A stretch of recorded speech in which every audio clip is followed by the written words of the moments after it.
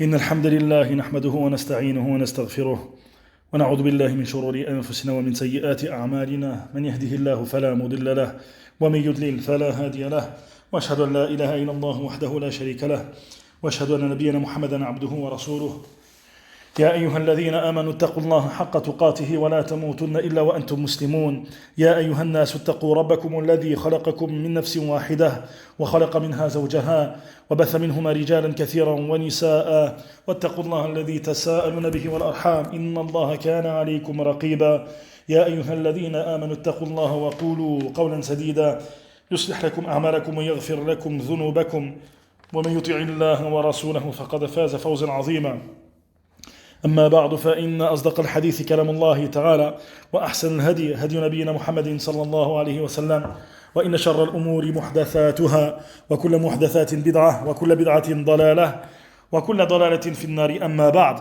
Donc on poursuit avec la lecture de ce livre extrêmement bénéfique Al-Mulkhas al-Fiqhi de Cheikh Al-Fawzan hafidhahullah ta'ala au sujet des règles relatives à la jurisprudence que Cheikh a rappelé de manière résumée, de manière complète, de manière résumée et bien évidemment de manière complète hafidhahullah ta'ala en citant les sujets par chapitre. Et on est toujours dans le livre de la purification Kitab al-Tahara, et après avoir parlé des règles des ablutions la semaine dernière concernant les conditions des ablutions, al-shurut, ainsi que les obligatoires, al-furud, et les actes surérogatoires, al-sunad, on va parler de manière plus détaillée concernant la description des ablutions et la manière dont le musulman se doit d'effectuer les ablutions. فقال حفظه الله تعالى بعد أن عرفت شرائط الوضوء وفرائضه وسننه على ما سبق بيانه كأنك تطلعت إلى بيان صفة الوضوء التي تطبق فيها تلك الأحكام وهي صفة الوضوء الكامل المشتمل على الفروض والسنن مستوحاة من نصوص الشرع لتعمل على تطبيقها إن شاء الله تعالى. Après que tu aies su, que tu aies connu donc les conditions des ablutions ainsi que les actes obligatoires et les actes surérogatoires, à travers ce qui a précédé, au sujet de la clarification qui a précédé, comme si tu avais la clarification de la description de l'eau d'eau qu'il incombe d'avoir et de suivre et d'appliquer en rapport avec ces règles que nous avons citées.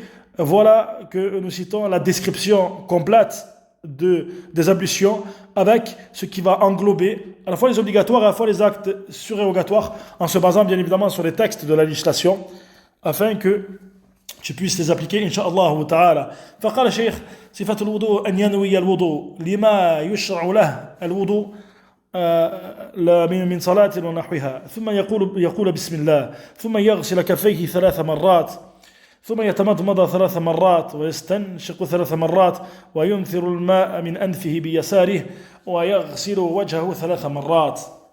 Cheikh a rappelé concernant la description des ablutions et il a dit c'est le fait que la personne ait l'intention d'effectuer les ablutions et qu'il effectue les ablutions à cause sur le sujet de quoi les ablutions ont été légiférées, que ce soit afin d'accomplir la prière par exemple ou autre.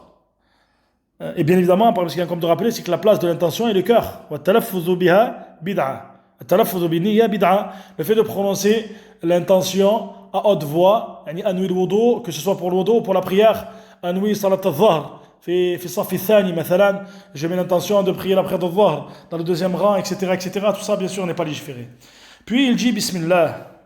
Puis il se lave les mains à 3 reprises. Et on a rappelé que le lavage des mains au début des ablutions est un acte surérogatoire. Si tu te rappelles ce qui a précédé, on a rappelé que le lavage des mains au début des ablutions est un acte surérogatoire, sauf bien sûr pour celui qui vient de se réveiller de son sommeil, comme il n'est pas revenu dans le hadith, mais cependant le lavage qui est obligatoire est celui qui vient après.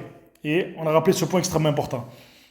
Donc il se lave les mains à 3 reprises, puis il effectue le madmada, c'est-à-dire il met de l'eau dans sa bouche, il effectue la gargarisation de manière à se laver la bouche à 3 reprises, et également il pratique l'istinshaq, c'est-à-dire le fait d'introduire de l'eau dans son nez, et il rejette cette eau-là, comme Cheikh l'a rappelé, avec sa main gauche. Il rejette, c'est le fait de rejeter cette eau-là qu'il a introduite dans son nez, donc il le fait avec sa main gauche.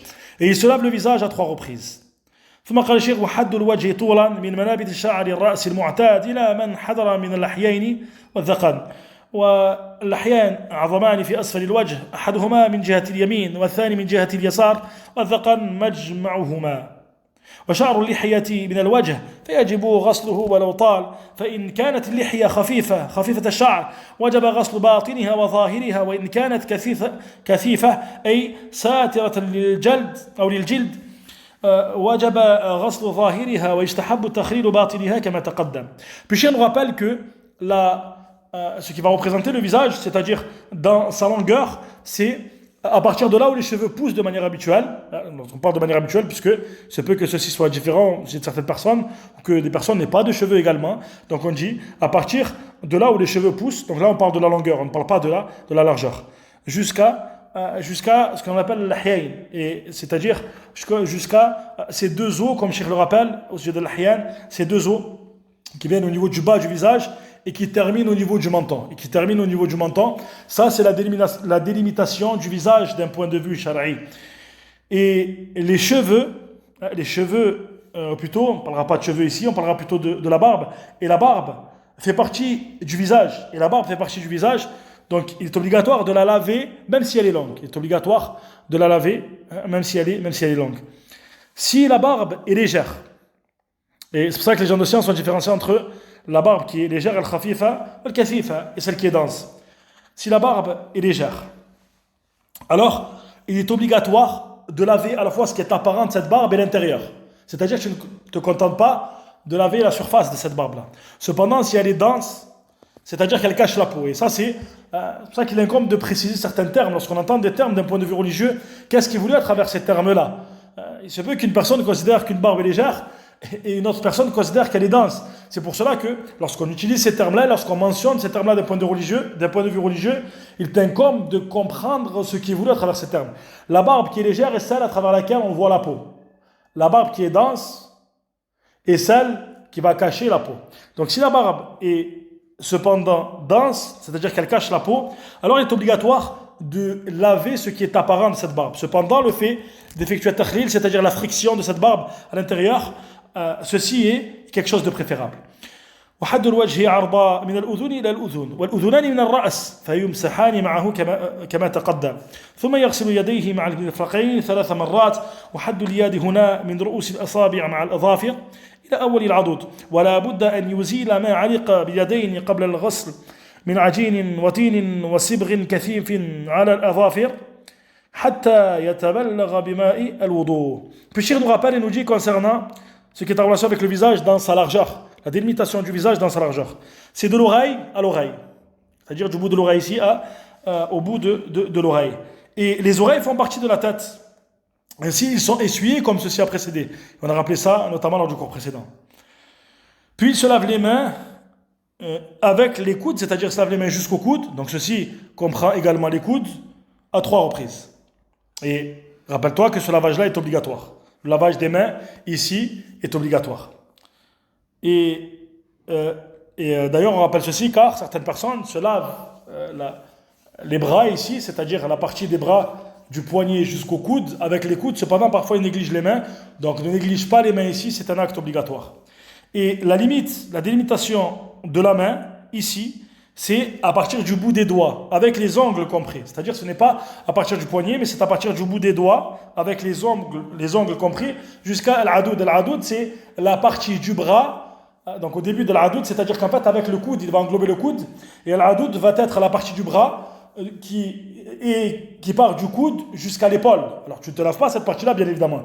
Mais ici, Cheikh fait référence au fait que la personne se lave jusqu'à se laver au début ici de cette partie-là, car en réalité, lorsqu'il va se laver le coude, voilà ce qui est voulu à travers l'adud ici. Donc il se lave le coude complètement avec les mains, bien évidemment. Et il n'y a pas d'autre choix que le fait de faire cesser, que le fait de supprimer tout ce qui va être collé sur les mains, comme une pâte par exemple. Et là, on pense notamment aux femmes qui parfois, bien sûr, cuisinent et qui effectuent leurs ablutions, et des fois, il se peut que la pâte colle sur les mains. Donc attention à supprimer toute pâte qui collerait sur les mains, toute terre qui collerait sur les mains, ou toute peinture épaisse. On pense notamment aux personnes qui travaillent des fois dans la peinture, par exemple. Attention à bien supprimer toute peinture qui est épaisse et qui pourrait se coller sur les ongles notamment, afin que l'eau parvienne aux membres dans leur intégralité. Ça, c'est un point extrêmement important. Afin que l'eau parvienne aux membres dans leur intégralité. ثم يمسح كل رأسه وأذنيه مرة واحدة بماء جديد غير البلل الباقي من غسل يديه. وصفة مسح الرأس أن يضع يديه مبلولتين بالماء على مقدم رأسه ويمرها إلى قفاه ثم يردهما إلى الموضع الذي بدأ منه ثم يدخل أصبعيه السبابتين في خرقتي أذنيه ويمسح ظاهرهما بإبهاميه. Puis Cheikh a rappelé au sujet de l'essuie de la tête que la personne, après ceci, donc après s'être lavé les mains jusqu'au coude, avec les coudes, il s'essuie toute la tête et également les oreilles à une seule reprise. Et il s'essuie la tête et les mains avec de l'eau nouvelle, c'est-à-dire qu'il va se mouiller les mains à nouveau. Il ne va pas se contenter de ce qui reste comme eau qui a précédé le lavage des mains jusqu'au coude. Non, il va se mouiller les mains à nouveau et il ne va pas se contenter de l'eau qui reste, du fait que ses mains sont mouillées de ce qui reste, mais il va se mouiller les mains à nouveau et s'essuyer la tête et les oreilles. Et la manière dont il s'essuie la tête et donc les oreilles, bien sûr, est le fait qu'il va poser ses mains mouillées, donc il va mettre ses mains mouillées, il va mettre ses mains dans l'eau, il va mouiller ses mains, et il va commencer au niveau du devant de la tête.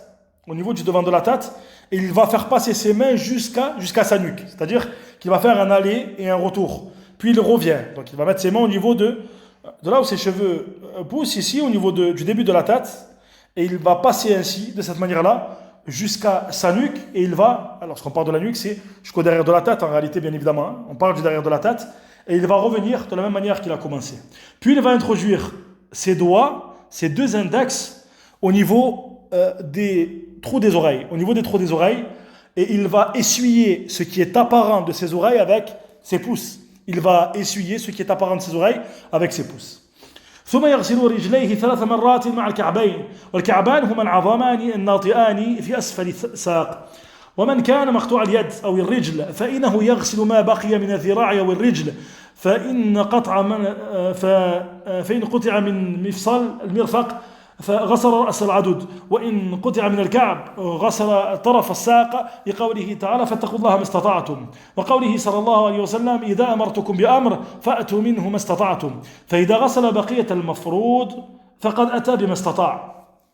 Il va après se laver les pieds à 3 reprises et ce jusqu'aux chevilles. Et jusqu'aux chevilles, c'est-à-dire avec les chevilles.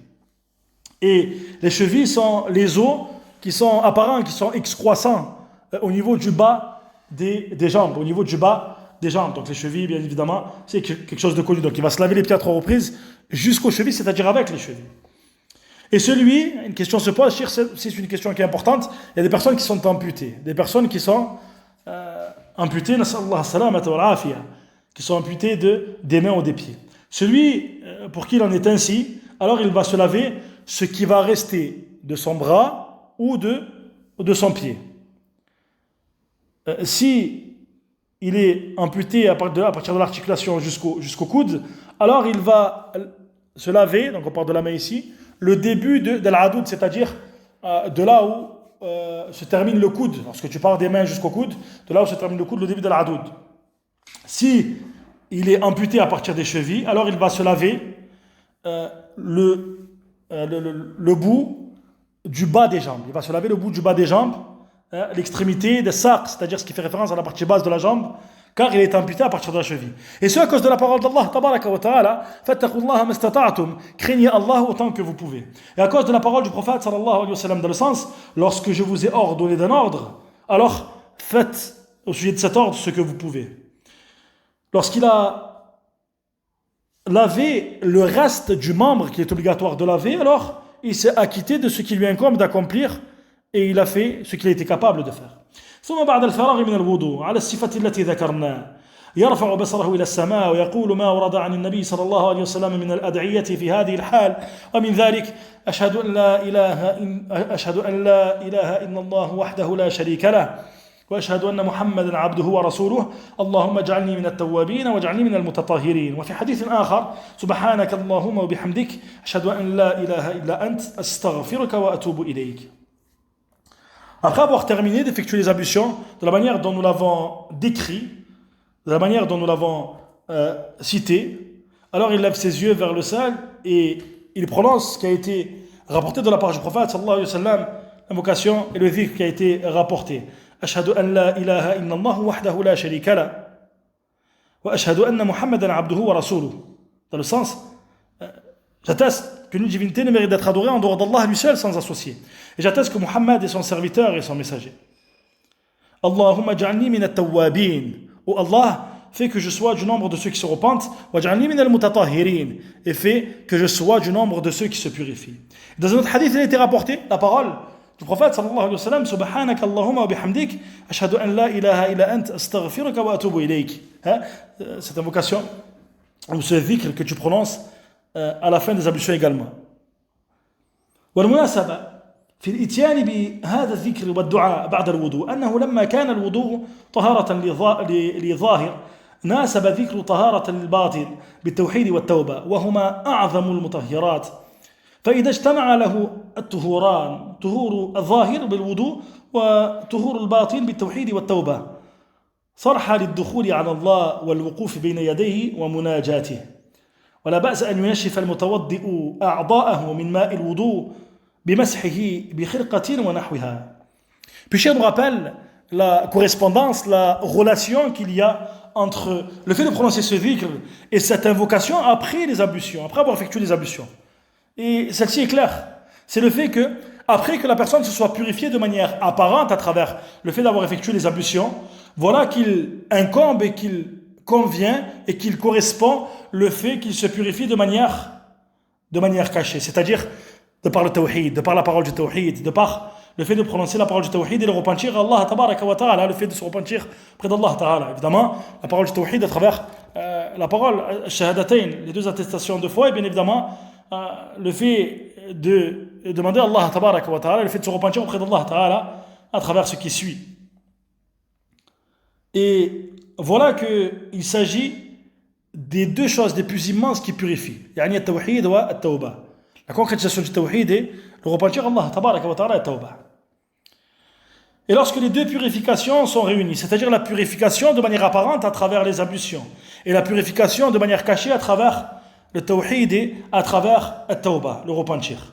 Voilà que la personne est dans un bon état afin de se présenter auprès d'Allah tabaraka wa ta'ala, de stationner devant Allah tabaraka wa ta'ala, c'est-à-dire durant cette prière, durant laquelle il va être en conversation avec Allah tabaraka wa ta'ala. Puis je rappelle qu'il n'y a pas de mal. Il n'y a pas de mal concernant le fait que la personne s'essuie les membres, c'est-à-dire les membres des ablutions, il s'essuie l'eau qui reste des membres des ablutions avec un tissu ou ce qui est semblable à ceci. ثم اعلم أيها المسلم أنه يجب إسباغ الوضوء وهو إتمامه باستكمال الأعضاء وتعميم كل عضو بالماء ولا يترك منه شيئا لم يصبه الماء. فقد رأى النبي صلى الله عليه وسلم رجلا ترك موضع ظفر على قدمه فقال له صلى الله عليه وسلم ارجع فأحسن وضوءك. وعن بعض أصحاب النبي صلى الله عليه وسلم أنه رأى رجلا يصلي وفي بعض قدمه لمعة قدر درهم لم يصبه الماء فأمر أن يعيد الوضوء والصلاة. وقال صلى الله عليه وسلم ويل للأعقاب من النار وذلك لأنه قد يحصل التساهل في تغاهدهما فلا يصل إليهما الماء أو تبقى فيهما باقية لا يعمها الماء فيعذبان بالنار بسبب ذلك. Puis Cheikh nous rappelle et nous dit que, il dit sache, toi le musulman, qu'il est obligatoire de parfaire les ablutions, de les faire de la manière la plus complète. C'est le fait de compléter la manière d'effectuer les ablutions de par le fait d'englober chaque membre concerné par les ablutions qui soit touché par l'eau, c'est-à-dire que l'eau, lorsque tu te laves les membres, ou lorsque tu t'essuies également la tête, bien évidemment, que ceci englobe l'ensemble des membres des ablutions. C'est ce qui est voulu à travers l'isbar al-wudu, c'est-à-dire le fait de faire les ablutions de manière complète, et il ne laisse rien au sujet de ses membres qui ne seraient pas touchés par l'eau. Voilà que le prophète sallallahu alayhi wa sallam a vu un homme qui avait laissé l'équivalent d'un ongle, c'est-à-dire qui n'a pas été touché par l'eau lorsqu'il effectuait ses ablutions au niveau de son pied. Et le prophète sallallahu alayhi wa sallam lui dit alors retourne et effectue tes ablutions convenablement. Et voilà que certains compagnons du prophète sallallahu alayhi wa sallam ont rappelé que le prophète sallallahu alayhi wa sallam a vu un homme qui priait et voilà que son pied n'avait pas été touché, une partie de son pied n'avait pas été touchée par l'eau des ablutions de ce qui est équivalent à un dirham, c'est-à-dire l'équivalent d'une pièce, quelque chose de minime en termes de superficie. Et voilà que cette partie-là n'avait pas été touchée par l'eau et le prophète sallallahu alayhi wa sallam lui a ordonné de renouveler les ablutions et de renouveler la prière. Et il a dit sallallahu alayhi wa sallam dans l'autre hadith, Waylun lil a'qabi min an-nar, malheur au talon du feu. Et ce car lorsque la personne a été négligente dans le fait à ce que l'eau touche l'ensemble des membres concernés par les ablutions et que l'eau n'a pas touché ces membres-là et qu'il reste une partie de ces membres, une partie des talons par exemple, qui n'ont pas été englobés par l'eau, voilà que ces talons sont exposés au châtiment du feu, c'est-à-dire que c'est la personne qui mérite le châtiment à cause de ceci. وقال صلى الله عليه وسلم في الحديث الذي رواه أبو داود وغيره إنه لا تتم صلاة أحدكم حتى يسبغ الوضوء كما أمره الله تعالى فيغسل وجهه ويديه إلى المرفقين ثم يمسح برأسه ورجليه إلى الكعبين. Et dans un hadith rapporté par l'imam Abu Daoud et autres, voilà que le prophète sallallahu alayhi wa sallam a dit dans le sens, certes, la prière de l'un d'entre vous n'est pas complète, jusqu'à ce qu'il effectue les ablutions parfaitement, qu'il complète le fait d'effectuer les ablutions comme Allah tabaraka wa ta'ala l'a ordonné. Et il se lave le visage et ses mains jusqu'au coude, et il s'essuie la tête, et il se lave les pieds jusqu'aux chevilles. ثم قال الشيخ ثم اعلم أيها المسلم أنه ليس معنى إسباغ الوضوء كثرة الصب الماء بل معناه تعميم العضو بجريان الماء عليه كله وما كثرة صب الماء فهذا إسراف منهي عنه بل قد يكثر صب الماء ولا يتطهر الطهارة الواجبة وإذا حصل إسباغ الوضوء مع تقليل الماء فهذا هو المشروع فقد ثبت في الصحيحين أنه صلى الله عليه وسلم كان يتوضأ بالمد ويغتسل بالصاع إلى 5 أمداد ونهى النبي صلى الله عليه وسلم عن الإسراف في الماء فقد مر صلى الله عليه وسلم بصعد وهو يتوضأ فقال ما هذا السرف فقال أفي الوضوء إسراف فقال صلى الله عليه وسلم نعم وإن كنت على نهر جار رواه أحمد وابن ماجه وله شواهد والسرف ضد القصد. Puis Cheikh Al-Fawzan hafidhahullah ta'ala rappelle et dit et sache toi le musulman que le fait de parfaire les ablutions, ce qui est voulu à travers le terme isbar ou wudu, ce qui est voulu, ce n'est pas le fait de déverser une grande quantité d'eau. Ce qui est voulu, ce n'est pas le fait de déverser une grande quantité d'eau. Mais plutôt son sens, c'est le fait que les membres des ablutions soient atteints dans leur intégralité par l'eau, par le fait que l'eau coule sur ces membres. Concernant le fait de déverser une grande quantité d'eau, ceci est du gaspillage qui a été interdit. Mais plutôt, il se peut que le fait de déverser une grande quantité d'eau ne permette pas d'accomplir les ablutions de manière complète et de manière totale. Et lorsque les ablutions sont complétées, sont effectuées de manière complète, de manière convenable, avec une petite quantité d'eau, alors ceci est ce qui est légiféré. Voilà qu'il a été rapporté dans les 2 recueils authentiques de Bukhari ou Muslim, que le prophète sallallahu alayhi wa sallam effectue les ablutions avec un moud, Allahu Akbar. Un moud, d'un point de vue légiféré, c'est ce que peut contenir les 2 mains. Lorsque tu réunis les 2 mains, lorsqu'on parle notamment d'un sa', par exemple, cette unité prophétique, lorsqu'on parle notamment de ce qui est en relation avec un sa', dans ce qui est en relation avec le fait de nourrir un pauvre, sur ce qui est équivalent de la moitié d'un sa' et autres, lorsqu'on entend ces termes-là, lorsqu'on parle également de sa' pour le fait de déterminer ce que l'on se doit de sortir pour Zakatul Fitr, lorsqu'on entend ces termes-là, sache qu'un sa' est l'équivalent de 4 amdad. Un sa' prophétique est l'équivalent de 4 arba'at amdad. Et un moud est ce que peut contenir les 2 mains. Lorsque tu réunis tes 2 mains et tu prends une quantité de nourriture, lorsqu'on parle de nourriture, dans le cadre du fait de nourrir un pauvre, ou lorsqu'on parle ici des ablutions, ce que tu peux réunir comme mot dans le creux de tes 2 mains, voilà que le prophète sallallahu alayhi wa sallam effectuait les ablutions avec ceci, un moud. Et il effectuait le rusl, écoute bien, avec l'équivalent d'un sa' jusqu'à 5 amdad, c'est-à-dire qu'un sa' représente 4 amdad, comme on a dit. Donc, lorsque tu réunis 4 fois ce que peuvent réunir tes mains, les mains d'une personne dont les mains sont de taille moyenne, comme le rappellent les gens de science, à 4 reprises, c'est avec ça que le prophète sallallahu alayhi wa sallam effectuait al-rusl. Jusqu'à 5 jusqu'à 5 amdad, c'est-à-dire tu rajoutes ce que peut contenir le creux des deux mains. Allahu Akbar. فنسأل الله تبارك وتعالى أن يعفو عنا. On demande à Allah de nous pardonner au sujet du gaspillage que l'on fait, au sujet que ce soit des ablutions, au sujet du ghusl. Et concernant le wudu, le prophète sallallahu alayhi wa sallam effectuait le wudu avec l'équivalent d'un moud, c'est-à-dire ce que peut contenir le creux des deux mains. Et le prophète sallallahu alayhi wa sallam a interdit le fait de faire le gaspillage. Voilà qu'un jour il est passé devant Saad alors qu'il effectue les ablutions. Et le prophète sallallahu alayhi wa sallam lui dit alors, qu'est-ce que ce gaspillage? Et voilà que Saad s'étonna et questionna le prophète sallallahu alayhi wa sallam. Y a-t-il du gaspillage dans les ablutions?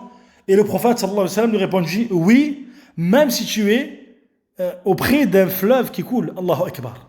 C'est-à-dire même si tu es auprès d'une quantité d'eau qui est grandement importante, il y a une forme de gaspillage dans ceci. Et le hadith est rapporté par l'imam Ahmad ibn Majah, il y a certains textes qui viennent renforcer ce hadith. Puis Cheikh a cité un hadith juste après, comme de rappeler que ce hadith est daïf. Encore une fois, on ne revient pas sur l'authenticité de tous les hadiths afin de respecter, comme on l'a dit précédemment, il n'y a pas de mal à le répéter, de respecter le caractère résumé du livre, afin que le maqsoud soit voulu. Simplement, le hadith qui a été cité après est considéré comme fait par Cheikh al-Albani. Cheikh al-Fawzan, hafidhahullah ta'ala, a cité un hadith, comme ça si tu as le livre devant toi, tu comprends que ce hadith est faible. Inna lil wudu shaytanan yuqalu lahu al-walhan fattaqu wiswas al-ma. Dans lequel le prophète sallallahu alayhi wa sallam aurait dit, certes il y a au sujet de l'wudu, il y a un shaytan dont on dit de lui qui s'appelle al-walhan. Et il aurait dit sallallahu alayhi wa sallam, encore une fois on répète que le hadith est faible, craignez le wiswas concernant au sujet de l'eau. Craignez le wiswas au sujet de l'eau. Et le hadith est considéré comme fait par Cheikh al-Albani dans ضعيف الجامع. ثم قال الشيخ وصرف في صب الماء مع أنه يضيع الماء من غير فائدة يوقع في مفاسد أخرى. Écoute, ce qui suit, c'est extrêmement important. Le fait de faire du gaspillage dans l'utilisation de l'eau, à travers le fait de déverser une grande quantité d'eau, en plus de ce que ceci contient, comme le fait de perdre de l'eau sans aucun profit et bénéfice, il y a à travers ceci d'autres conséquences néfastes. منها أنه قد يعتمد على كثرة الماء فلا يتعاهد وصول الماء إلى أعضائه فربما تبقى بقية لم يصلها الماء ولا يدري عنها فيبقى وضوءه ناقصا فيصلي بغير طهارة. Écoute bien ce que rappelle Cheikh al-Fawzan juste après. Le fait d'utiliser une grande quantité d'eau, de déverser une grande quantité d'eau, donc comme on l'a dit précédemment, ceci ne prouve pas nécessairement que les ablutions sont valables si il reste une partie des membres concernés par les ablutions qui n'a pas été atteint par cette eau. Et Cheikh rappelle, il dit, il se peut que la personne se base et s'appuie sur la grande quantité d'eau. C'est-à-dire qu'il ne veille pas à cause de cette grande quantité d'eau. En réalité, c'est-à-dire ce que Cheikh veut dire ici, il se peut que ceci soit trompeur, c'est-à-dire que la personne ne veille pas à ce que l'eau passe et circule sur l'ensemble des membres concernés par les ablutions. Il se peut ainsi qu'il reste une partie de ces membres qui n'est pas touchée par l'eau et il ne le sait pas. C'est-à-dire qu'il va rester avec des ablutions qui sont faites, qui sont pratiquées et qui ne sont pas valables, qui sont donc qu'il y a une diminution dans ceci, et il prie alors qu'il n'est pas en état de purification. Il prie alors qu'il n'est pas en état de purification. ومنها الخوف عليه من الغلو في العبادة فإن الوضوء عبادة والعبادة إذا دخلها الغلو فسدت. Deuxièmement, parmi les conséquences néfastes d'utiliser une grande quantité d'eau, ce qui n'est pas nécessaire bien évidemment, c'est le fait de craindre de faire preuve d'exagération, al-ghulou, dans l'adoration. Certes, al-wudu, les ablutions sont une adoration. Et l'adoration, lorsque rentre dans l'adoration l'exagération, al-ghulou, alors voilà que ceci va avoir pour conséquence de corrompre l'adoration. Et lorsque tu médites sur cette parole extrêmement bénéfique, tu remarques que beaucoup de gens, parmi les gens de bid'a, les gens de l'innovation de manière générale, ce qui les a poussés à commettre ces innovations, c'est souvent une forme d'exagération ou d'un côté ou de l'autre, ou une forme d'exagération d'un côté ou une forme de laxisme de l'autre, ou le fait d'exagérer concernant par exemple, si tu prends la bid'a de Qadariyya par exemple, d'exagérer dans le fait de nier la volonté d'Allah tabaraka wa ta'ala ici, ou alors al-Jabriyya, ceux qui s'opposent à eux dans ce qui est en relation avec le Qadar, le fait de nier la volonté du serviteur. C'est-à-dire que de manière générale, tu remarques que la base des innovations en plus du fait que cela est pratiqué à cause de ce que les gens ont suivi, souvent de génération en génération, sans apprendre leur religion, en se basant sur ce qui leur semble bon et correct, al-istihsan. Également, ceci est une preuve souvent d'exagération par rapport à une croyance, par rapport à un acte, une adoration. Donc, c'est-à-dire qu'en réalité, la personne qui exagère dans la quantité d'eau qu'elle prend afin d'effectuer ses ablutions, il y a un danger quant à ceci. Il y a un danger que ceci soit une source de corruption de son adoration. Ce que l'on peut citer par exemple, parmi les formes d'exagération dans les adorations, ce que l'on constate, si on prend l'exemple de Ramyul Jamarat, fi manasik al-Hajj, la lapidation des stèles, lorsque les gens pratiquent al-Hajj, on remarque que les gens exagèrent et prennent des pierres déraisonnables. Il n'est pas raisonnable de prendre des pierres de cette taille-là et autres que ceci. Tout ceci est blâmable de manière générale. Le prophète sallallahu alayhi wa sallam a dit dans le hadith halaka al-mutanatti'un, halaka al-mutanatti'un, halaka al-mutanatti'un, à 3 reprises. Que périssent les exagérateurs. Que périssent les exagérateurs, que périssent les exagérateurs. Le prophète sallallahu alayhi wa sallam a mis en garde contre ceci. Donc prends garde à ceci, car ceci peut être une forme d'exagération et en réalité, ceci peut être également une preuve que la personne exagère sur autre chose dans sa religion. نسأل الله السلامة والعافية. ثم قال الشيخ ومنها أنه قد يحدث له الوسواس في الطهارة بسبب الإسراف في صب الماء والخير كله في الاقتداء بالرسول صلى الله عليه وسلم وشر الأمور محدثاتها وفق الله الجميع لما يحب ويرضى.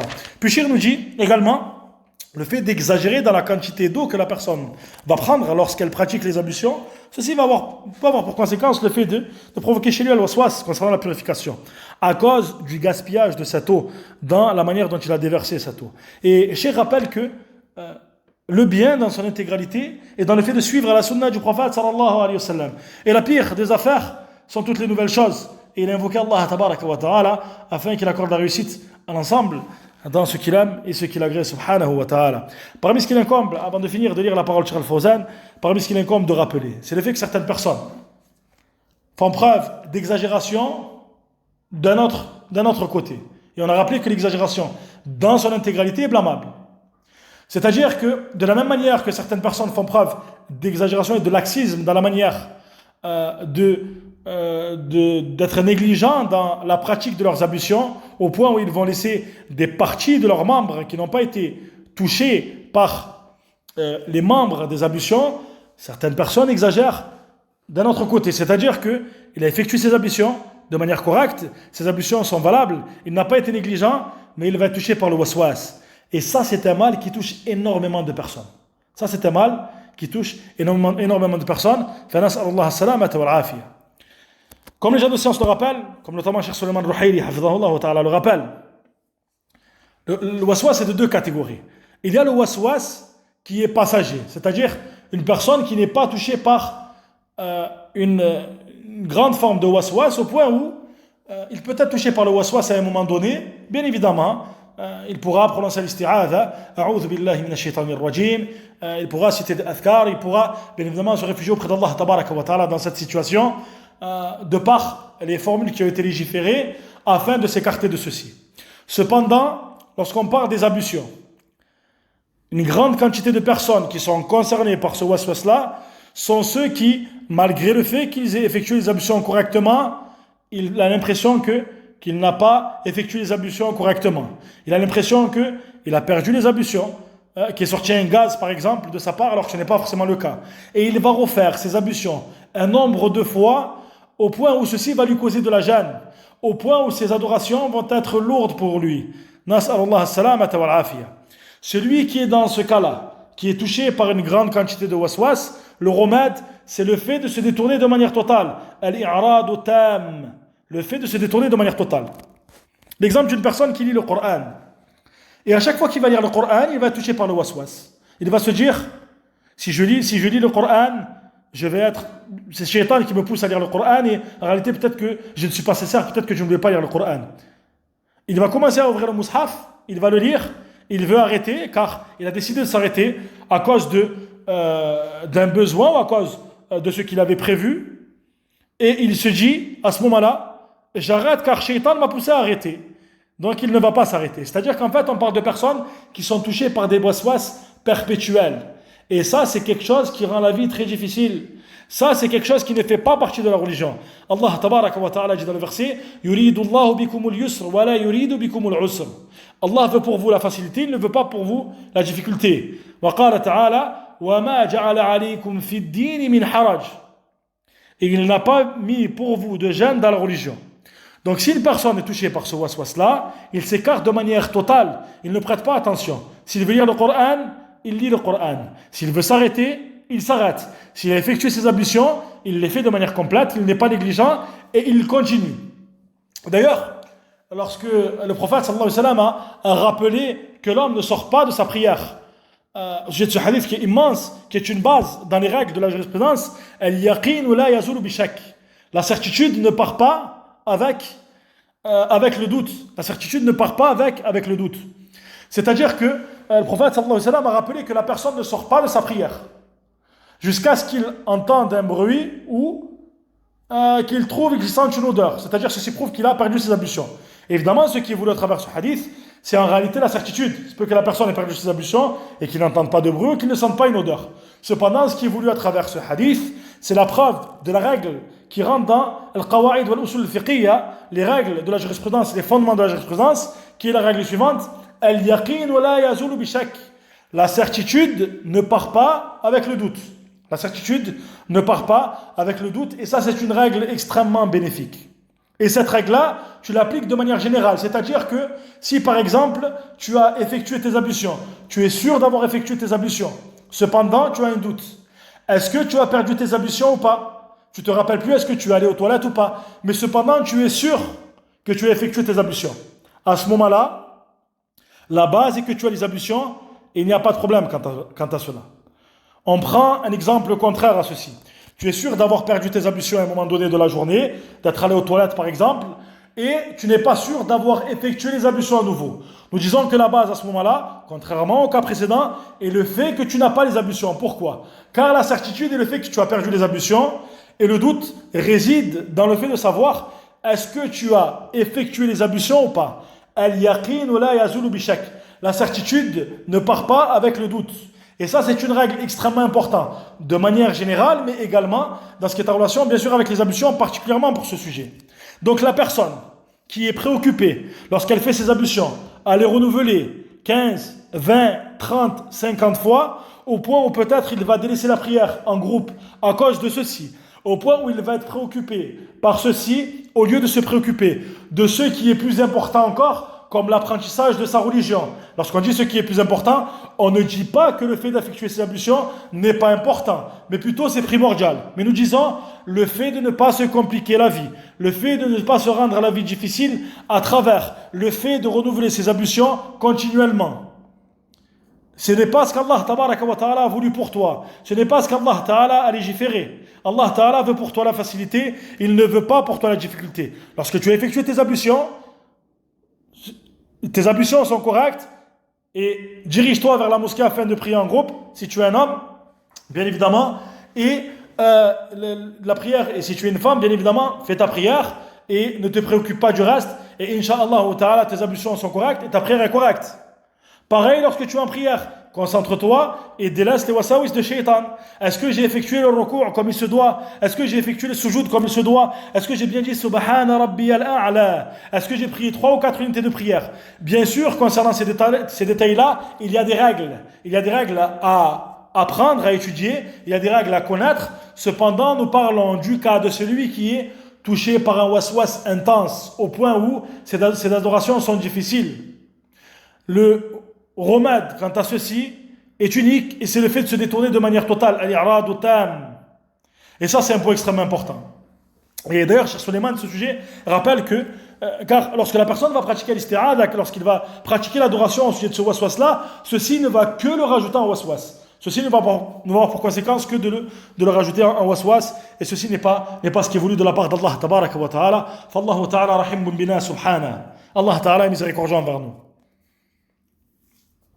ثم قال الشيخ فعليك أيها المسلم بالحرص على أن يكون وضوءك وجميع عباداتك على الوجه المشروع من غير إفراط ولا تفريط فكل طرفي الأمور ذميم وخير الأمور أوسطها والمتساهل في العبادة ينتقصها والغالي فيها يزيد عليها ما ليس منها والمستن فيها بسنة الرسول صلى الله عليه وسلم هو الذي يوفيها حقها. فقال بعد ذلك حفظه الله تعالى: اللهم أرنا الحق حقا وارزقنا اتباعه وأرنا الباطل باطلا وارزقنا اجتنابه ولا تجعله ملتبسا علينا فنضل.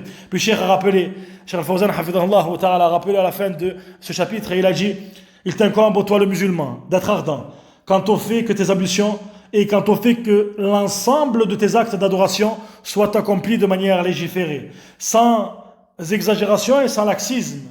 Car chacun des deux côtés, c'est-à-dire le laxisme et l'exagération, sont blâmables. Et bien évidemment, la meilleure des affaires concerne celle qui est effectuée selon le juste milieu.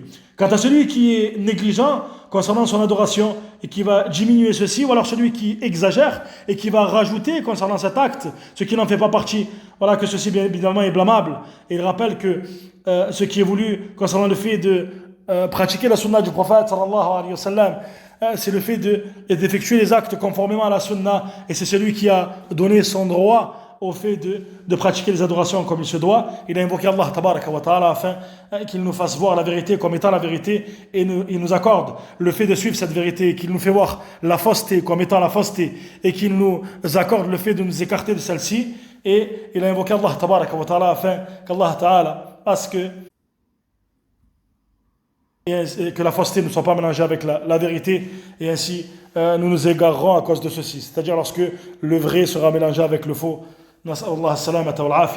Donc ici se termine l'explication de ce chapitre, et lors du prochain cours, Inch'Allah Ta'ala, on parlera notamment d'un sujet qui est important, au sujet de la purification, ce qui est en relation avec al-mas'u al-khuffayn, l'essuie sur les chaussettes, sur les chaussons en cuir. Al-khuffayn font référence aux chaussons en cuir. On peut parler également d'al-jawrabayn ici, c'est-à-dire des chaussettes, et ce qui est semblable à ceci, et les règles qu'il incombe de connaître concernant ce sujet-là, puisque ceci fait partie de la sunna du prophète sallallahu alayhi wa sallam sans aucun doute. Bien évidemment, l'essuie n'est pratiqué, contrairement aux gens de bid'a, contrairement à Shia al-Rafida notamment, qui s'essuient les pieds et qui ne se lavent pas les pieds, comme on l'a rappelé précédemment. L'essuie n'est pratiqué que lorsque les pieds sont recouverts par des chaussettes, par des chaussons en cuir, ou ce qui est semblable à ceci. Cependant, il incombe de se laver les pieds de manière totale jusqu'aux chevilles lorsque les pieds ne sont pas recouverts, comme on l'a rappelé précédemment. Et on a rappelé également al-awjuh al-muta'addida wa al-jawab ala dhalik, concernant la parole d'Allah Azza wa Jal: amsahu bi ru'usikum wa arjulikum dans une version, et wa arjulakum, c'est-à-dire arjulakum et mansoub. Donc ceci prouve, dans la lecture de Hafs notamment, ceci prouve qu'il incombe de laver les pieds, que arjulakum suit ce qui a précédé comme lavage. Et concernant la lecture arjulikum, c'est-à-dire le fait que arjul est majrour, le fait qu'il suit la tête ou les têtes ar-ru'us sur ce qui a précédé, ceci est expliqué à travers la sunna. C'est-à-dire que tu ne vas pas essuyer tes pieds alors qu'ils ne sont pas recouverts, mais plutôt tu vas pratiquer l'essuie sur les chaussons en cuir ou sur les chaussettes lorsqu'ils sont recouverts, sous certaines conditions, avec des règles que l'on citera lors du prochain cours, Inch'Allah ta'ala. Wallahu ta'ala a'lam wa ahkam. Subhanaka Allahumma wa bihamdik, ashhadu an la ilaha illa ant, astaghfiruka wa atubu ilayk, wa akhiru da'wana anil hamdulillahi rabbil alamin.